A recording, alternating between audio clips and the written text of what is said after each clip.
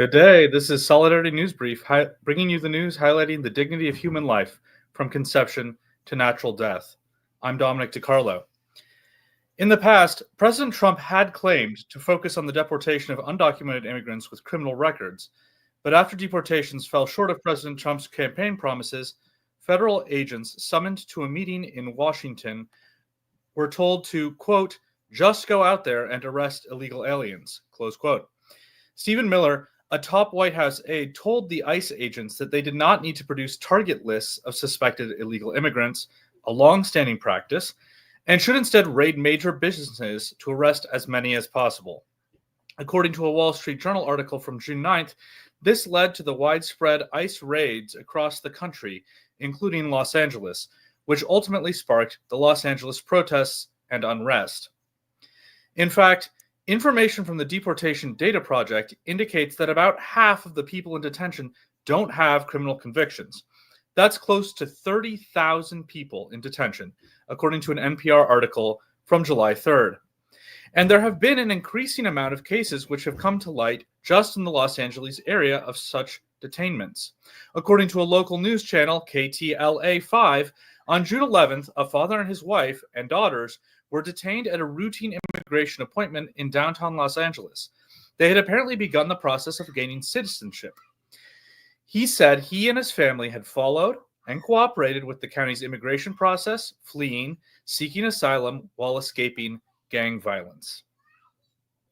Federal agents arrested more than 40 people in workplace raids, including about 24 employees from Ambiance Apparel in downtown Los Angeles' fashion district, according to an NPR article from June 10th.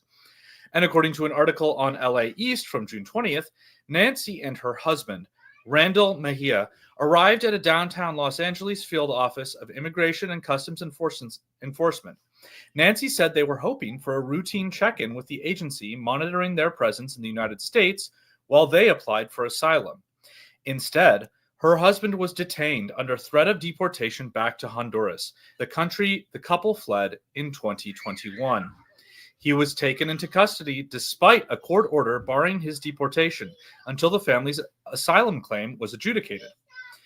A 9-year-old boy in California was detained by federal immigration agents at an immigration hearing. Martinier Lara, a fourth grader at Torrance Elementary School, was taken into custody along with his father on May 29th after reporting to federal authorities in downtown Los Angeles. They were transferred the next day to an immigration facility in Texas, where they are apparently held pending deportation to Honduras, according to a Newsweek article from June 6th.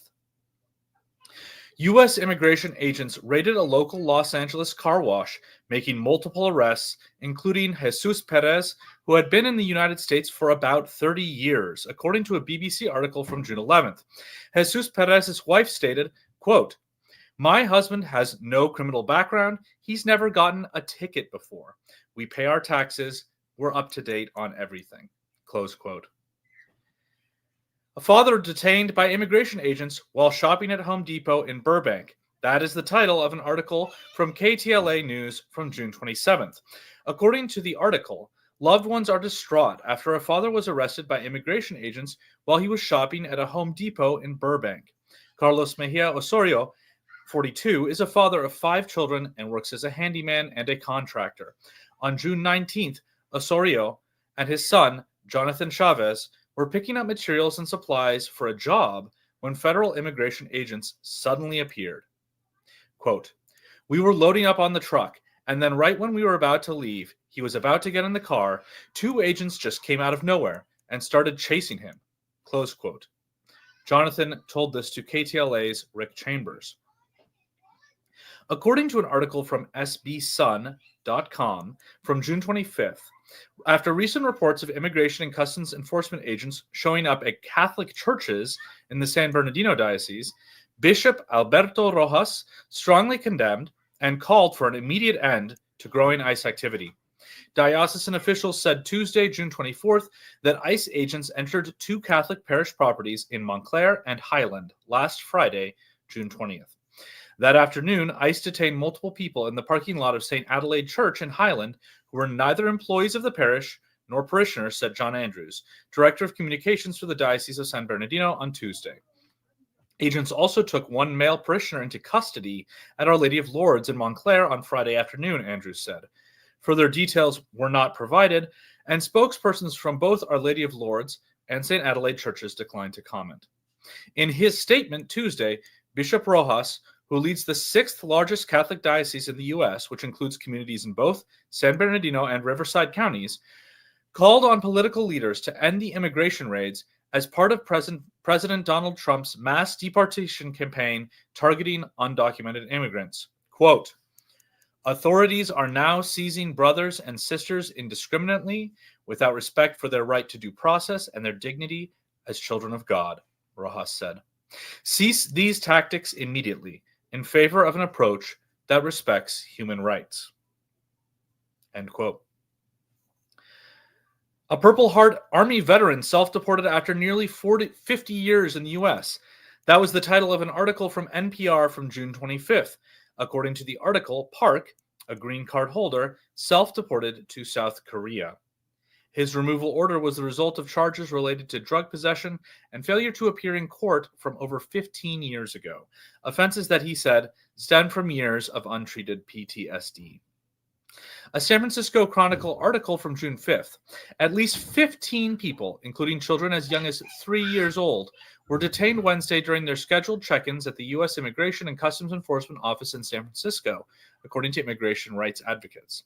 In response to these events, Archbishop Jose Gomez from the Archdiocese of Los Angeles stated in Angeles News on June 17th, here in Los Angeles, I have been deeply disturbed by the reports of federal agents detaining people in public places, apparently without showing warrants or evidence that those they are taking into custody are in the country illegally. These actions are causing panic in our parishes and communities. People are staying home from Mass and work. Parks and stores are empty. The streets in many neighborhoods are silent. Families are staying behind locked doors out of fear. This situation is not worthy of a great nation.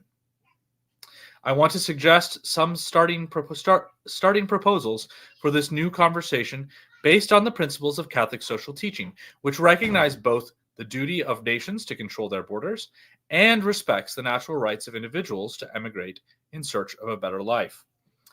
First, we can agree that known terrorists and violent criminals should be deported, but in a way that is consistent with our values and that respects their right to due process.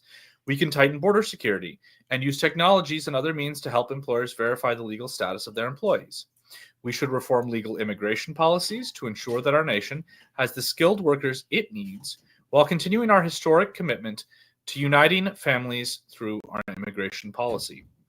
We should restore our moral commitments to providing asylum and protective status to genuine refugees and endangered populations. Finally, and most importantly, we should find a way to offer legal status to those who have been in our country for many years, beginning with the Dreamers. End quote. According to a Miami Herald article from June 10th, a Miami Republican who co-founded the group Latinas for Trump is condemning President Donald Trump's mass deportation campaign and blasting recent immigration enforcement actions as harmful. This is not what we voted for. State Senator Ileana Garcia said in a statement on Saturday, I have always supported Trump through thick and thin. However, this is unacceptable and inhumane. The public remarks from one of Trump's longtime supporters come as President Trump's immigration policies cause distress and uncertainty in South Florida. Trump's executive orders and the Department of Homeland Security's actions have targeted hundreds of thousands of immigrants in the region, including Cubans and Venezuelans, communities that threw their support behind Trump during the November election, helping him win Miami-Dade County. As top White House aide Stephen Miller reportedly demands 3,000 immigration arrests a day, federal agents in Miami and across the U.S. are swooping into courthouses to detain people and place them in quick deportation proceedings, which don't require a judge. On May 24th, the American Solidarity Party put a post on X stating, quote, we can only assume that either the ICE agents on the ground are being expressly told to detain any immigrants for any pretext whatsoever, or else they are being given detention or deportation quotas that they can't hit without this kind of nonsense. Neither is good policy, close quote. The American Solidarity Party is a relatively new political party which is pro-life for the whole life and incorporates Catholic social teaching in its platform. According to the American Solidarity Platform, the American Solidarity Party believes that the biblical admonition to welcome the stranger creates an obligation to migrants and refugees seeking entry to our country. We must enact policies that reconcile the legitimate interest of Americans in secure borders with a core commitment to human dignity. This effort will require addressing not only the crisis at our borders, but also the root causes of migration, many of which concern our country's use of its military, political, and economic power abroad. Good day, and remember, all human life has dignity from conception to natural death.